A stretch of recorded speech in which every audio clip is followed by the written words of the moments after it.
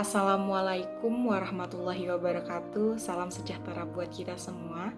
Pertama-tama saya ucapkan terima kasih banyak kepada yang terhormat Ibu Dr. Nurseri Hasnah Nasution, MAG, yang telah memberikan waktunya kepada kelompok 5 di dalam filsafat dakwah ini. Ada pepatah yang berkata seperti ini, tak kenal maka ta'aruf, jadi wajib buat ta'aruf dulu. Mungkin sedikit agak melenceng, tapi izinkan saya memperkenalkan diri.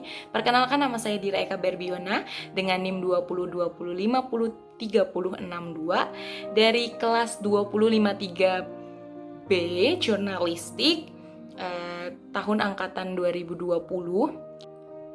Jadi dalam kesempatan kali ini, kelompok 5 akan menjelaskan materi mengenai metodologi berpikir dalam mengkonstruksi teori dakwah.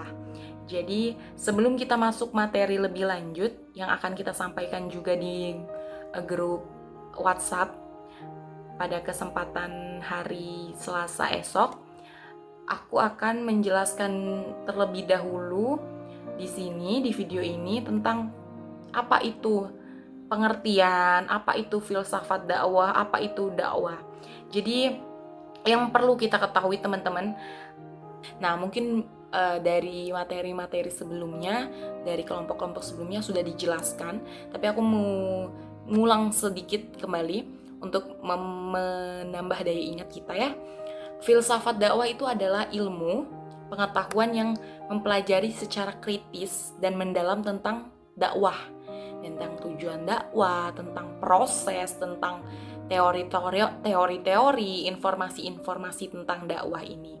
Nah, dakwah ini sendiri itu adalah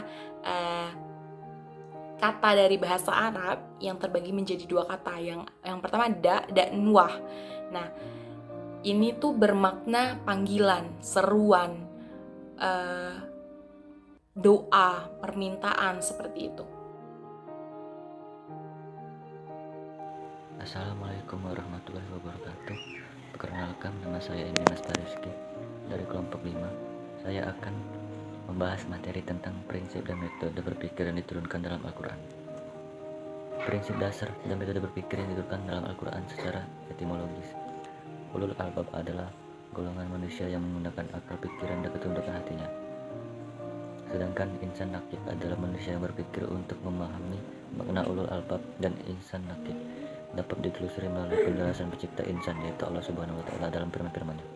Pemahaman ini akan menyadarkan manusia akan hakikat dan jati dirinya, bagaimana hubungan dirinya sendiri dengan pengguna pendisi nalar atau akal dalam memikirkan dirinya dan segala sesuatu di luar dirinya, serta fungsi kehadirannya di peserta bumi ini, termasuk dalam golongan ulul albab adalah orang yang beriman, berilmu, dan bertakwa kepada Allah Subhanahu wa Ta'ala.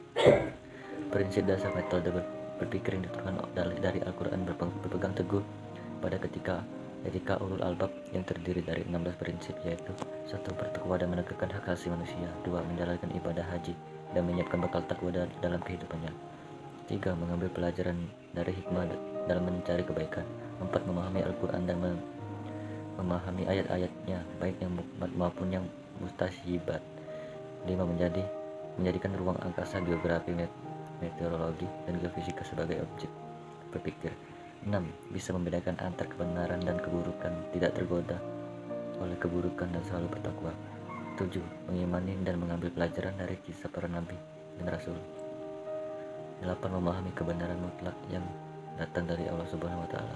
9. Meyakini keesaan Allah dan memberi peringatan kepada umat manusia dengan dasar Al-Quran. 10. Mendalami kandungan Al-Quran dengan mengambil berkah dan nilai-nilai kebaikan. 11. Menggunakan pendekatan sejarah dari Nabi Zakaria dan Nabi Yusuf. 12. Mensyukuri ilmu dengan sujud atau sholat di waktu malam dalam upaya mendapatkan rahmat Allah Subhanahu wa Ta'ala. 13. Menyeleksi informasi terbaik dengan tolak ukur hidayah dan norma agama. 14. Memiliki pengetahuan tentang flora dan fauna. 15. Mengambil pelajaran dari kitab Taurat. 16.